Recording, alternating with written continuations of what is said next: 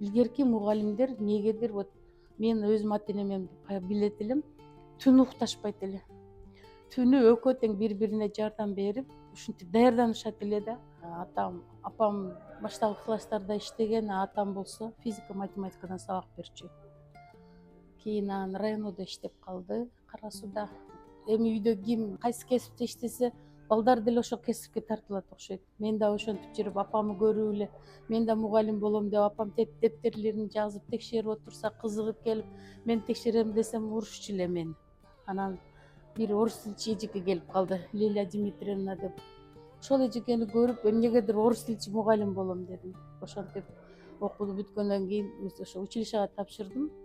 Бирок башталгыч класстарынын орус группасы болуп калды. Анан эми биз айылда кандай орус тилди жакшы так сүйлөп кете албайсың.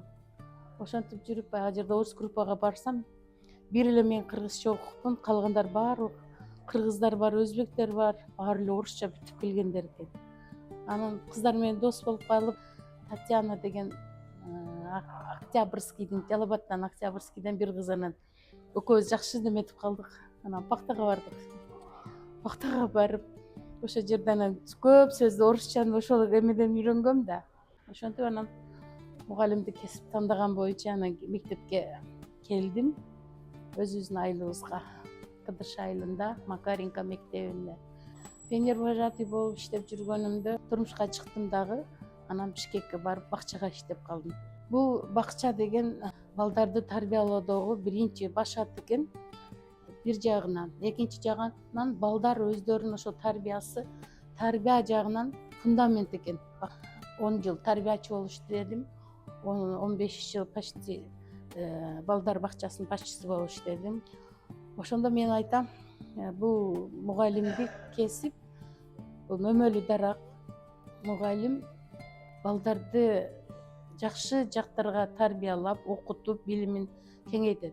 А бирок мугалим өзү дагы биринчиден өтө билимдүү болуш керек деп ойлойм.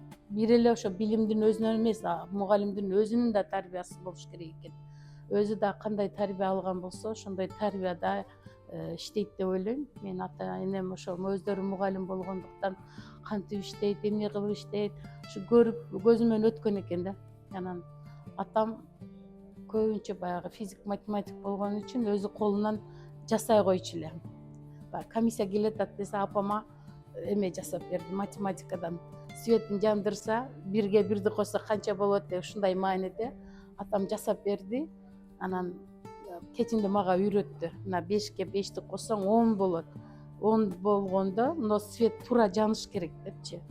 Ошолорун көрүп жүрүп, негедир ушунчалык мугалимдикке кызыктым.